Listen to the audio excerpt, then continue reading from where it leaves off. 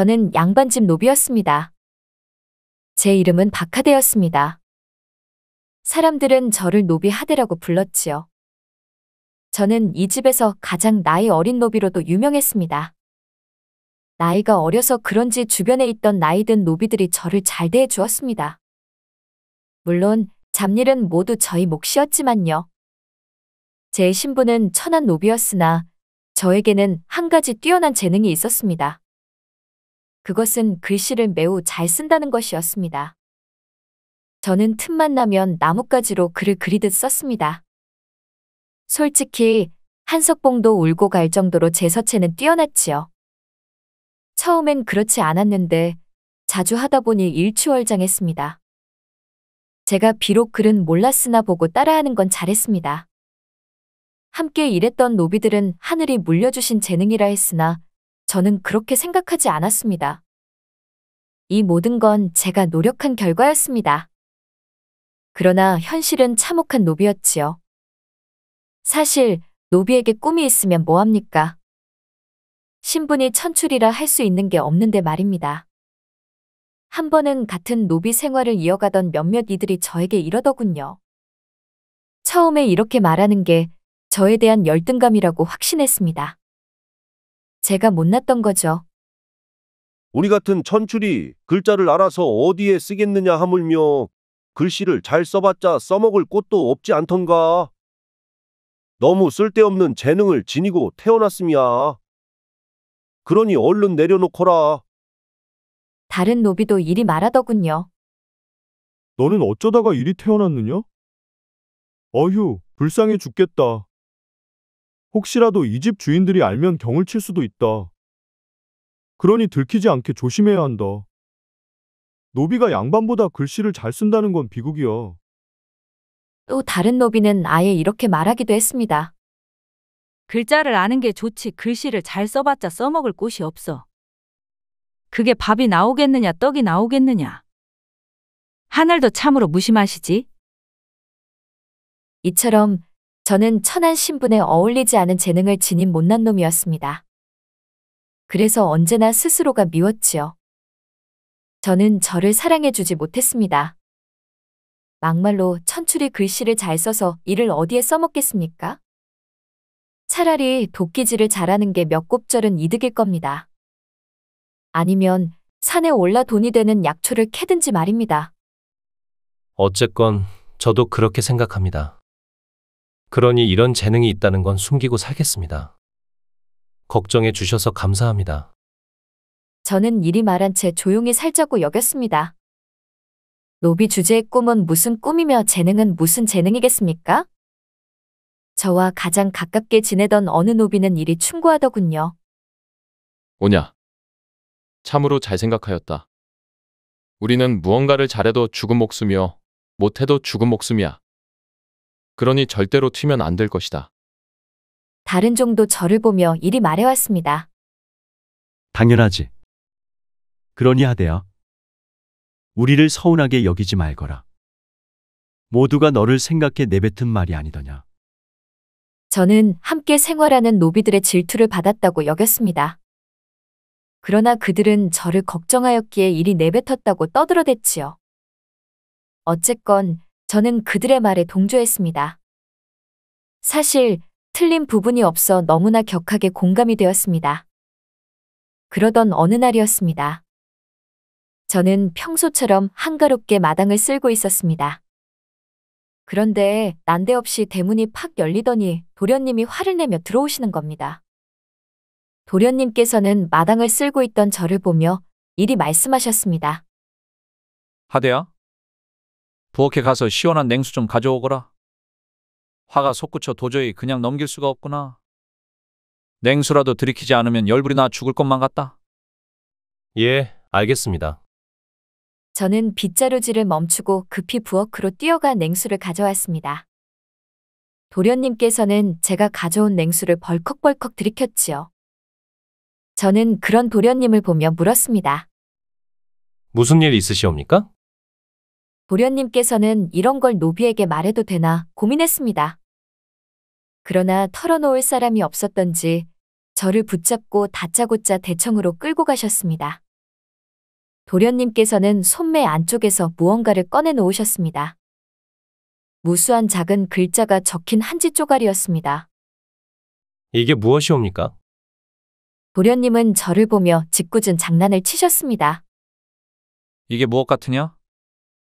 맞춰보거라. 저는 뚫어지게 봐도 알 길이 없었습니다. 추측은 아예 불가능했지요. 글자도 모르는 놈이 본다고 뭘 알겠습니까? 궁금합니다. 장난 그만 치시고 알려주십시오. 미안하구나. 내가 거기까진 생각하지 못하였다. 이건 말이다. 연애 서신이란다. 연애 서신? 그게 뭡니까? 사랑하는 여인에게 사내의 마음을 전달할 때 쓰는 글이랄까? 아무튼 그렇게 생각하면 될 것이다. 저는 도련님이 쓴 연애 서신을 보았으나 딱히 이상한 점은 발견하지 못했습니다. 하긴 글자도 모르는데 봐도 뭘 알겠습니까? 제가 이상하지 않다고 여긴 건 글자의 형태를 말했습니다. 형태가 반듯한 게 멋진 흘림체였습니다. 그런데 뭐가 문제란 말입니까? 참으로 멋진 흘림체가 아니옵니까? 그러나 도련님은 저와 의견이 반대였습니다. 글씨가 이상하지 않더냐? 아무리 글의 내용이 좋아도 서체가 글의 내용과 맞지 않으면 여인에게 좋은 점수를 딸 수가 없다. 이 같은 일로 최판술 때 차남에게 내가 좋아하는 아씨를 빼앗겼구나. 저는 도련님이 걱정되었습니다. 저를 보며 편안하게 대화 중이어도 표정은 어두웠었습니다. 그날 밤이었습니다. 저는 도련님에게 뭔가 도움이 되고 싶었습니다. 사실 도련님은 저를 이 집에서 유일하게 인간으로 대해준 양반이었습니다. 물론 이곳에 있던 많은 이들이 제게 잘 대해주었습니다. 참으로 감사했지요. 그러나 도련님만은 남달랐습니다. 그러니 저는 그날 밤 천장만 올려다보며 밤잠을 설쳤습니다. 도련님에게 뭔가 도움이 되고 싶어서 말입니다. 다음 날 아침이었습니다. 저는 평소처럼 장작을 패고 있는데 어디서 소란스러운 소리가 들려왔습니다. 근원지를 찾아 여기저기 고개를 돌려보니 도련님의 처소가 눈에 들어왔습니다. 저는 처소 앞을 향해 빠르게 다가갔습니다. 저는 처소 안을 보며 걱정스러운 표정을 앞세운 채 이리 물었지요. 도련님, 무슨 일 있으십니까? 무엇을 잃어버리셨는지요? 도련님께서 처소 문을 열고 대청으로 나와 저에게 말했습니다. 내가 어제 지니고 있던 연애 서신을 보지 못하였더냐? 저는 잠시 생각하다가 이내 도련님을 올려다보며 이리 답했습니다. 보지 못하였습니다. 설마 잃어버리셨습니까? 도련님은 새파랗게 질린 얼굴로 제게 말했습니다. 이거 큰일이로구나. 저는 의아스러웠습니다. 한 가지 이해되지 않은 게 있었거든요. 차였다고 하셨는데 더는 필요 없지 않으십니까? 그런데 그걸 왜 찾는 것이옵니까? 한동안 말을 아끼시던 도련님은 이내 저를 보며 고민을 털어놓았습니다. 사실 그건 아는 지인이 내게 빌려준 것이다. 다시금 돌려줘야만 하거늘 일을 어쩐단 말이냐? 대체 그걸 왜 빌리셨습니까? 아니, 그런 것도 빌리는 것이옵니까? 그걸 받으면 넘어오지 않은 여인이 없다는구나. 해서 잠시 빌렸단 말이다. 몇 날 며칠을 고생하며 썼다는데 이를 어찌할꼬. 어떻게 해야 할지 모르는 도련님의 처지가 제 눈에 안타까웠습니다. 그렇다고 제가 나설 수도 없었지요. 아니, 나서고 싶었으나 이게 도련님을 능멸하는 것 같아 애써 억눌렀습니다. 저는 노비였으니까요. 그런데 도련님이 저를 보며 이리 말하는 것이었습니다. 하대야? 무슨 수가 없겠느냐? 저는 어리둥절한 얼굴로 도련님만 보았습니다. 하긴 얼마나 다급했으면 저 같은 놈에게도 일이 하문하겠습니까? 천출인 내가 무엇을 알겠느냐? 미안하구나. 내가 괜한 것을 물었구나. 한참을 고민하던 저는 축 늘어진 얼굴로 처소로 들어가려는 도련님께 말했습니다. 방법이 아예 없지는 않습니다. 발길을 멈춰 세운 도련님이 조금 밝아진 얼굴로 저를 돌아보았습니다. 그게 무엇이냐? 저는 잠시 말을 아꼈으나 도련님이 재촉했기에 어쩔 수 없이 이리 답했습니다. 어서 말해보거라. 어서. 도련님, 한지 쪼가리와 먹과 붓이 필요합니다. 도련님은 뭔가 미심쩍다고 여겼으나 어쩔 수 없어 제가 요구했던 걸 가져다 주었습니다. 대청마루에 앉아있던 저는 어제 보았던 한지 쪼가리 속 글자의 형태를 떠올렸습니다. 그리고 차근차근 글씨를 써 내려갔습니다. 잠수 후 도련님은 완성된 연애서신을 보며 흡족해 하셨습니다. 전에 있던 것보다 훨씬 멋스럽고 낭만이 흘러넘치는 서신이었지요. 내 놈에게 이런 재능이 있을 줄은 꿈에도 몰랐구나. 글을 읽을 줄 알았더냐? 글은 모르옵니다. 그럼 이것을 어찌 이리 똑같이 썼다는 말이냐? 어제 보았던 연애 서신 속 글자의 형태를 떠올려 똑같이 그렸을 뿐이옵니다. 이놈이 도련님께 받기만 하여 너무나 송구하였사옵니다. 그래서 도련님을 위해서라면 뭐든 해드리고 싶었사옵니다. 이런 저를 용서하시옵소서. 아니다, 아니다. 참으로 잘하였느니라. 도련님은 제가 써준 연애서신을 가져가셨습니다. 얼굴을 보니 너무나 흡족해 하시더군요. 그렇게 며칠이 지났을까요? 제가 써준 연애서신이 조선 사내들 사이에서 여인네를 꿰는 도깨비방망이가 되었답니다. 도련님이 제게 와 이러시더군요. 내가 써준 서신이 양반집 도령들 사이에서 요즘 난리라더구나. 그래서 말인데 조금만 더 다양한 종류의 연애 서신을 써보지 않겠느냐? 저는 그렇게 해드리고 싶었으나 한 가지 걸리는 게 있었습니다. 그것은 이런 것이었습니다. 송구합니다. 제가 글을 알지 못합니다. 그것은 아무런 문제가 되지 않는다. 내가 알려줄 것이다. 내가 알려줄 것이니 너는 그대로 똑같이 옮겨 적기만 하면 될 것이야. 단 너만의 글씨체로 말이다. 내가 원하는 건 바로 그것이다. 저는 제가 잘할 수 있을까? 내심 두려웠습니다. 지금껏 살면서 몸을 쓰면서 살아왔는데 막상 붓을 들려니 민망했지요. 노비가 이런 걸 들어도 될지 말입니다. 어쨌건 주저하는 저에게 도련님이 직접 붓을 쥐어주었습니다. 저는 마지못해 붓을 잡았고 어쩔 수 없이 글을 써내려갔습니다. 그때 그 감정은 이루 말할 수 없었습니다. 한참 후 다양한 종류로 뽑아낸 연애서신을 본 도련님은 저를 칭찬했습니다. 태어나 이런 칭찬은 처음이었습니다. 참으로 대단하구나. 녀석 정말 신통한 재주를 지니고 있어. 잘하였다. 그 일이 있던 후 저희 도련님은 양반집 도령들 사이에서 인기쟁이가 되셨습니다. 요즘 도련님이 행복해 하시는 모습을 보니 저까지 덩달아 기뻤지요. 또한 도련님에게는 사모하는 여인까지 생겨 더없이 기뻐하셨습니다. 그 여인네도 이곳 고을에서는 알아주는 절세 미녀였습니다. 도련님도 제 연애 서신으로 그녀를 꿰어 요즘 저희 몸값은 진짜 장난이 아니었지요. 행복할 것만 같았던 제게 최근 들어 문제가 터지기 시작했습니다. 고된 일만 이어가며 중요한 순간마다 매번 노동에서 빠지기 시작했습니다. 그러니 같은 노비들에게 저란 놈은 질투의 대상이 되었습니다. 그렇다고 도련님 명을 어길 수도 없었습니다. 도련님은 저희 주인이시고 저는 종일 뿐이었으니까요. 저는 오늘도 도련님이 불러 대청마루에 앉아 연애서신을 작성 중이었습니다. 제 옆에는 시원한 수정과와 약과까지 마련되어 있었지요. 남들이 보았을 적엔 참으로 편한 노비 생활이었을 겁니다.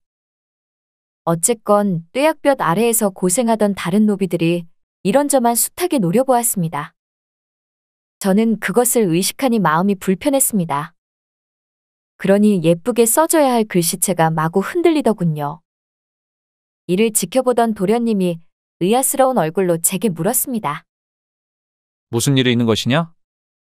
내 녀석 글씨가 근래 들어 자주 흔들리는구나. 너답지 않다. 아니옵니다. 잠시 정신이 혼미하여. 도련님이 진땀만 빼는 저를 유심히 바라보았습니다. 잠깐만 멈춰보거라.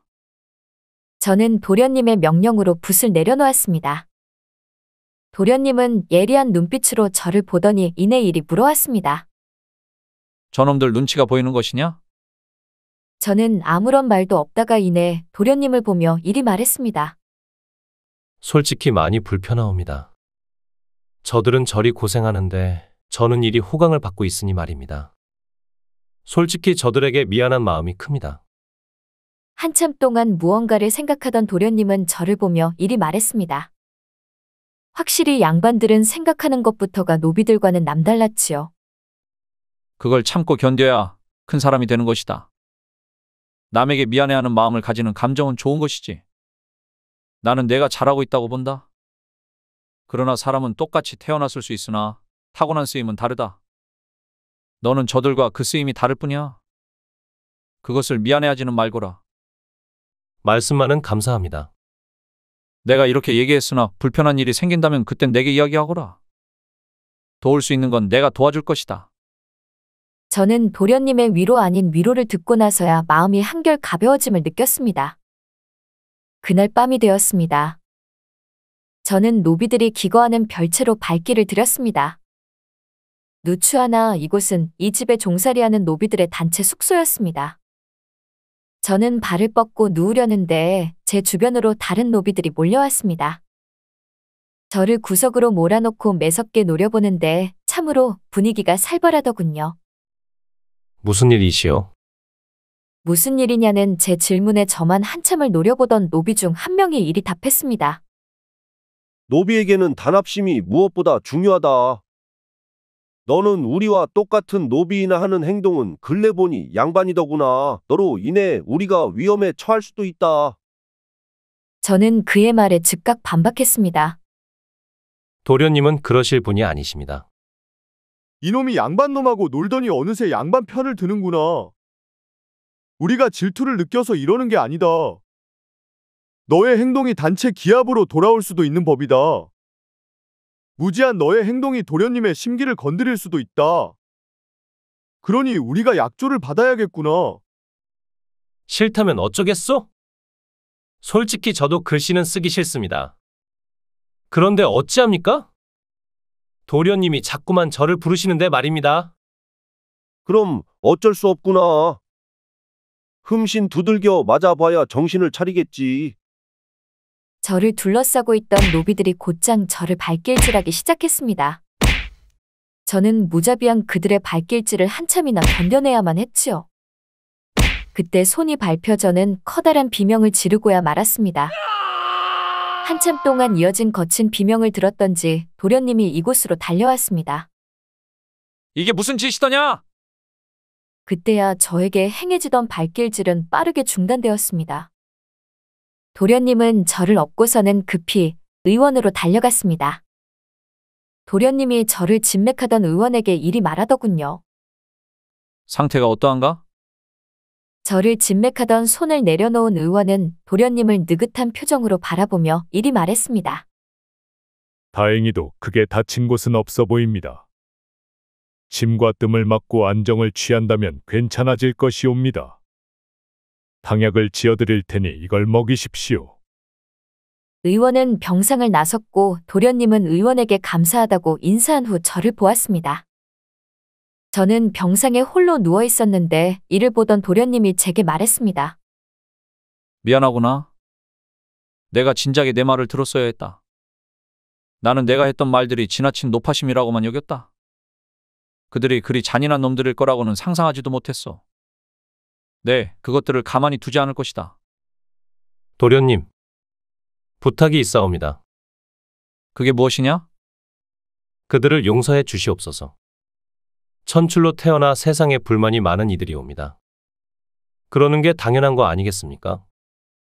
너도 참으로 답답하구나. 답답한 것이냐? 지나치게 예심이 많은 것이냐? 노비답게 행동하고 처신하지 못한 제 탓입니다. 그러니 이번 일로 깨우친 것이 너무나도 많습니다.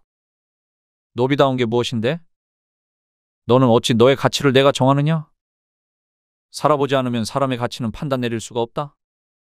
저는 서러워 눈물이 앞을 가렸습니다. 도련님께서도 이런 저를 안쓰럽게 바라보셨지요. 제가 무엇을 할 수 있겠습니까? 그러니 내일부터는 지게를 지고 물을 기르며 장작이나 팰 것이옵니다.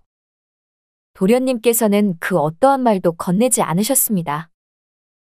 제 의지가 워낙 확고했었거든요. 며칠 후였습니다. 저는 의원에서 퇴원한 후로 줄곧 지게를 메고 약초를 캤습니다. 또한 물을 기르고 장작을 쪼갰습니다. 이게 노비로 태어난 저의 본분이라 여겼습니다.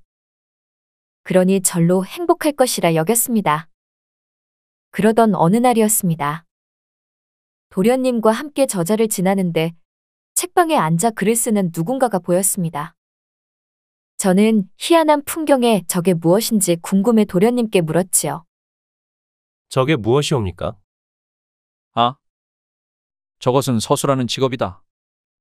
서수? 서수가 무엇이옵니까? 서수란 말이다. 글씨를 대신 써주는 일을 말한단다.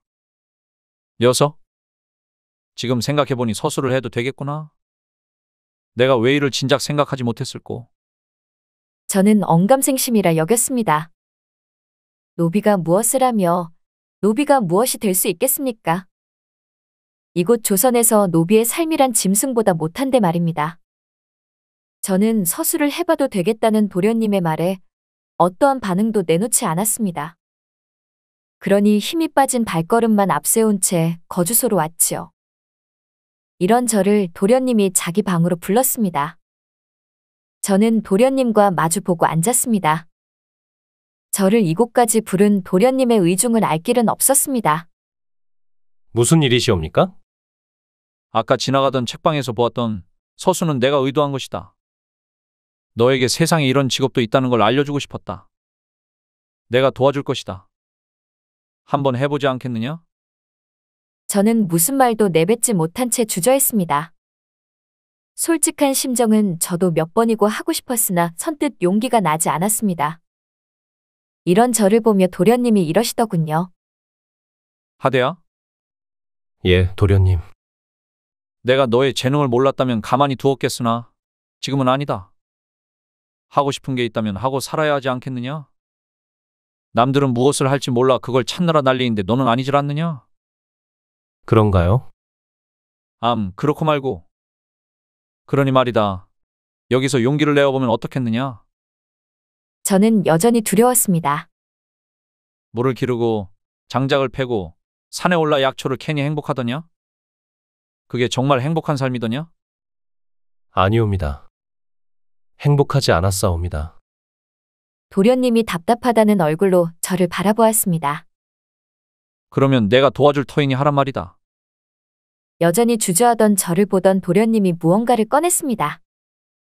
노비문서였습니다. 도련님은 제가 보는 앞에서 노비문서를 갈기갈기 찢어버리셨지요.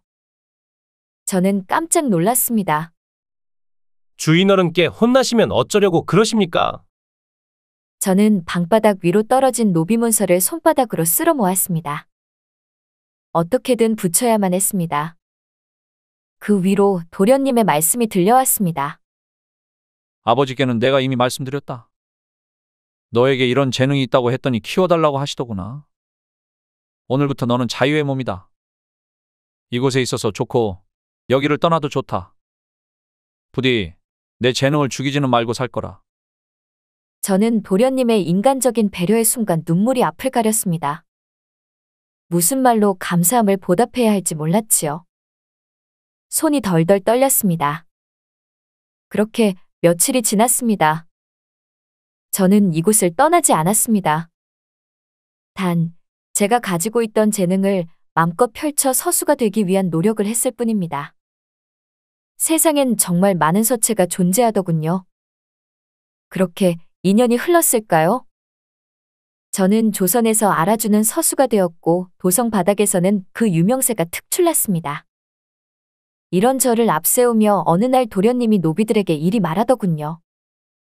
마당에는 노비들이 삼삼오오 모여 선체 도련님의 말에 집중하고 있었습니다. 노비라고 하여 몸을 쓰고 고된 일만 하라는 법이 없다. 너희들 중에 하고 싶은 것이 있다거나 잘하는 게 있다면 내가 거둘 것이다. 그러니 너희들의 가치를 낮게 평가하지 않았으면 좋겠구나. 오늘은 하대가 스스로 인정받는 날이다. 모두 하대에게 뜨거운 박수를 부탁한다. 저는 머쓱했습니다. 솔직히 누구나 할 수 있는 일이라 그리 여겼지요. 예상외로 모두는 저에게 열정적인 박수를 보냈습니다. 예전에 괴롭혔던 일은 미안했다며 하나같이 사과해 오더군요. 누가 봐도 진심 어린 사과였습니다. 그러니 여러분도 자신의 가치를 낮게 여기지 마시기를 바랍니다. 우리는 생각보다 뛰어나고 잘난 존재거든요. 각 가정에 행복과 화목만이 가득하시기를 바랍니다.